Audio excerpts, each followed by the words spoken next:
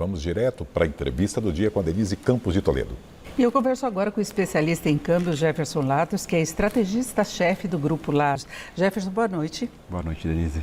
Bom, e vamos falar do dólar, né? Dólar que tem surpreendido com muita pressão, já bateu nos 5,70, né? Teve uma pressão muito forte, primeiro atribuída a falas do presidente Lula, mas a gente tem todo um contexto internacional que também tem feito o dólar subir frente a outras moedas, né? Exato, a expectativa com o corte de juros nos Estados Unidos, que finalmente tem tudo direcionado para ser em setembro, eleições americanas também, China que não traciona, que também acaba atrapalhando um pouco os emergentes, e o cenário interno, né? Política, fiscal, tudo isso vem pressionando bastante o dólar e tirando um pouco o sono de alguns aí que depende do dólar, né? Porque ele teve uma mudança importante de comportamento. No começo do ano, toda a aposta é que o dólar ia ficar na faixa dos R$5, um pouquinho acima, e ele de fato teve um bom período de estabilidade, né? A gente começou o ano com boas expectativas com o fiscal, né? Acho que, tirando o externo, o fiscal aqui, a expectativa era boa, com vários projetos que estavam em andamento no Congresso. Isso se imaginava que, agora acho que o fiscal vai ser ajustado, a gente vai ter em teoria, a gente não tinha mudado ainda a meta fiscal, a gente tinha para o ano que vem um superávit de 0,5% e esse ano um déficit zero. Então o mercado estava confiando, estava acreditando que o Haddad ia conseguir dar seguimento, por isso que o dólar chegou a ficar abaixo de R$5. Mas depois que o mercado começou a perceber que o fiscal não estava tão pronto, os projetos que o Haddad tinha dentro do Congresso ali, um deles de desoneração de folha, que não ia andar, tudo, o mercado começou a entender que assim, olha, o fiscal pode ser que a gente tenha um déficit, né? Então, e depois veio e mudaram a meta fiscal. Depois que mudou a meta fiscal, aí o mercado entendeu mesmo que dificilmente ia se cumprir mesmo o déficit zero. E aí foi onde o mercado aqui começou a botar preço aqui, e aí o externo também começou a atrapalhar o processo, e aí a gente viu o dólar nessa escalada. E foi uma escalada mesmo, né? Porque começou a subir e não parou mais. Né? E em relação ao cenário internacional, a expectativa é que o Banco Central dos Estados Unidos começasse a cortar as taxas também no começo do ano. E agora a aposta está para setembro e há uma certa dúvida se vai ser em setembro mesmo. A gente começou o ano com uma expectativa de 6 cortes, 150 base points, né? Depois foi para 4, foi para 3, 2 e agora que depois, o último mês, né? A gente viu dados mais fracos de inflação, trabalho nos Estados Unidos, que começa a trazer a confiança até mesmo de 3 cortes, né? Setembro, novembro e dezembro, né? Setembro é o mais certo. Novembro e dezembro já depende de mais dados, mas até isso atrapalhou no processo. Né? Isso se não sair nenhuma surpresa, né? Porque nessa semana já veio o PIB acima do que era esperado, a inflação que saiu hoje, que é uma referência importante para o Federal Reserve, ela veio mais ou menos bem, mas se olhar alguns detalhes pode não ser tão satisfatória assim, então fica essa expectativa para setembro. Exato, quando a gente pega alguns dirigentes como os diretores aqui do Banco Central, só que lá do Banco Central americano, nem todos eles estão 100% confiantes que assim, estamos prontos para cortar juros. E aí você pega uma atividade que vinha desacelerando, acelerou bem, né, o PIB, tudo bem que a primeira leitura ainda não é a mais precisa, mas acelerou bem, o PCI hoje realmente veio um pouco mais forte, então é olhar para os próximos dados. Semana que vem a gente tem um payroll, que é um dado importante de trabalho nos Estados Unidos, então mesmo que a gente tenha um corte em setembro, o Banco Central americano e o Powell, o Jerome Powell, presidente do Banco Central americano, ele pode ser um pouco paciente e falar assim, não vamos entrar num ciclo de corte. Cortamos a primeira, vamos ver como o mercado se comporta, os dados se comportam, para daí pensar nos próximos cortes, talvez dezembro. Né? Mas aí tem um outro problema, que mesmo que comece o corte em setembro, em termos históricos, a taxa de juros lá nos Estados Unidos está muito alta. E aí tem o fator risco que pesa muito na decisão do investidor. Então ele olha para o Brasil, a gente pode estar com a Selic muito mais alta, em 10,5%, mas aí compara com as condições dos Estados Unidos e os Estados Unidos continuam atraindo capital, né, principalmente dos emergentes. Exato. O grande investidor ele quer horizonte. Né? Por que ele colocar dinheiro em emergente é um risco para eles. Então eles gostam de ter horizonte. E um deles é o fiscal. O fiscal é muito importante, não é à toa que o mercado estressa tanto com o fiscal. Às vezes o Lula comenta, olha, mas por que se preocupam tanto com o fiscal? Né? Porque se o dinheiro estiver circulando na economia, o PIB vai crescer. Mas o futuro pode ser que o país não consiga pagar as contas, vide a Argentina. Então, por isso a preocupação dos investidores estrangeiros, né? Principalmente que preferem buscar segurança nos treasuries americanos do que colocar dinheiro a uma taxa até maior em emergentes.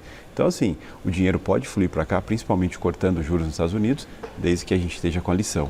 Né? Os investidores vão olhar para os emergentes e falar qual que está melhor, qual que é o menos arriscado e vão mandar dinheiro para lá. E se o Brasil não fizer a lição de casa com o fiscal, a gente não vai receber esse fluxo. Né? Agora o dólar ele pode trazer mais problemas para a economia, ele é reflexo de problemas e ele pode adicionar mais algumas complicações aí no cenário. Claro que quem vai viajar para o exterior reclama que vai pagar o dólar mais caro, vai ter um custo maior da viagem. Agora tem um problema muito relacionado ao comércio exterior também, fechamento de câmbio para quem exporta, para quem importa, para quem tem dívidas, pega o agronegócio, por exemplo, né? Mesmo o setor industrial.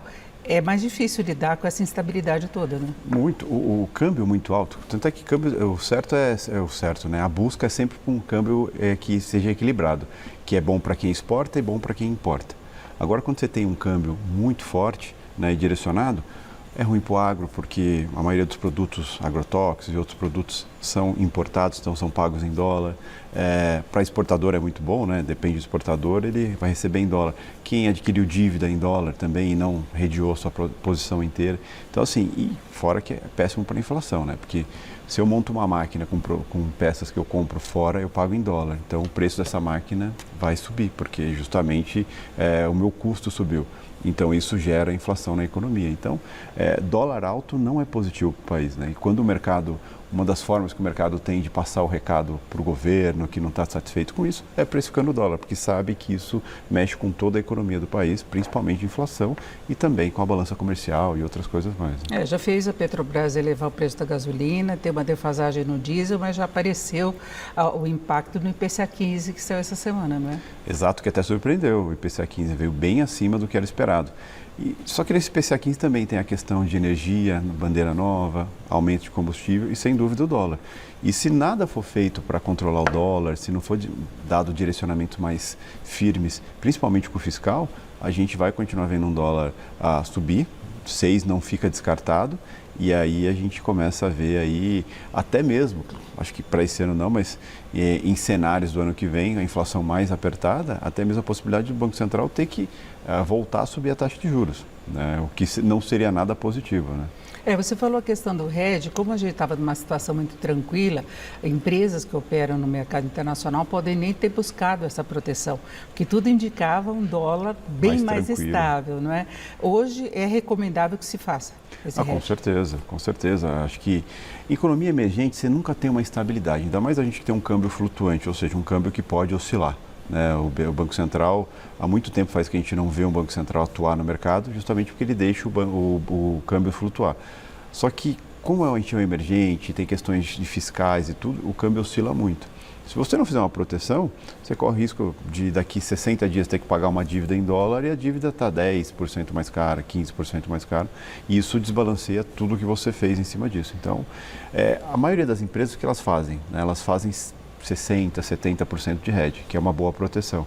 Mas fazer menos que isso é um grande risco quando a gente tem, ainda mais na instabilidade que a gente está. Se você está num cenário que as coisas estão fluindo, está bem, é uma coisa, mas nesse atual momento, totalmente recomendado proteger aí de oscilações. Né? Você faz contrato futuro em que você mais ou menos fecha aquela taxa de câmbio, então você tem uma margem mais reduzida, tanto de ganho quanto de perda em função da variação cambial. É isso. Exato, né? Porque o grande objetivo é você não sofrer com a oscilação. Né?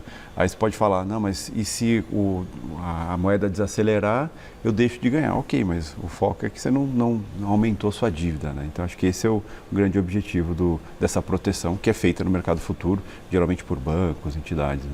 Agora, falando dos Estados Unidos, uma outra coisa que tem de ser considerada, que o mercado tem falado, é da possibilidade de eleição do Trump. Não é? Porque muita gente vê do ponto de vista político apenas, ideológico, mas a postura dele, por exemplo, em relação ao protecionismo pode levar a aumento da inflação e aí mexeria também com política de juros lá. Tanto é que a gente fala que uma vitória do Trump fortalece as bolsas subiriam, os títulos americanos subiriam e o dólar subiria. Né?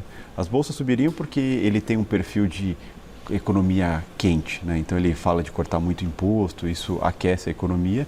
Então para as empresas americanas seria muito bom. Tem a questão do protecionismo dele, de guerra comercial. Quando ele foi presidente, ele fez uma guerra comercial dura com a China e pretende voltar a fazer essa guerra comercial, tanto com questão de carros, aço, alumínio e outros produtos nos Estados Unidos, o que acaba sendo ruim para a indústria americana, até porque produzir nos Estados Unidos é muito caro, né? Por isso que se compra tanto da China e de outros países, e acaba sendo ruim para emergentes também essa briga, né? Então acaba estressando o dólar nos Estados Unidos e o dólar no mundo também, então gera inflação emergente, gera menor demanda nos emergentes, justamente porque vai gerar menor demanda na China também. E tem um risco fiscal também, né? Porque quando você corta impostos, né? O Trump fala que cortar imposto vai aumentar a arrecadação. No começo não, então, e como os Estados Unidos desde a pandemia se endividou mais ainda, isso pode começar a trazer para o mercado um risco fiscal. Dólar para cima também, juros para cima também. Agora, Jefferson, a gente tem um monte de piada de que o câmbio existe para quebrar a cara mesmo de economista, de mercado financeiro, porque todo mundo erra a aposta. No começo do ano a recomendação era venda dólar, agora compre. Você conta com uma volatilidade muito maior ainda, dólar pode passar dos 5,70, hoje está na faixa dos 5,66. Tudo depende do governo, né? Tudo depende de como vai trilhar o fiscal. Se a gente olhar para o cenário agora, para o que a gente tem, a gente vai continuar com um câmbio aí de 5,60, 5,70 até o final do ano, né? E se a gente tiver um déficit maior do que 0,25, que é a banda de baixo do fiscal, a gente pode ter um dólar a 6 aí, um estresse, pelo menos pontual, mas que termine o ano um dólar muito mais próximo de 6 do que de 5. É buscar proteção, é isso. Exato. Eu agradeço muito a presença do Jefferson Latos, que é estrategista-chefe do Grupo Latos. Obrigada, uma boa noite. Eu que agradeço, Inês, tem um prazer. Com vocês.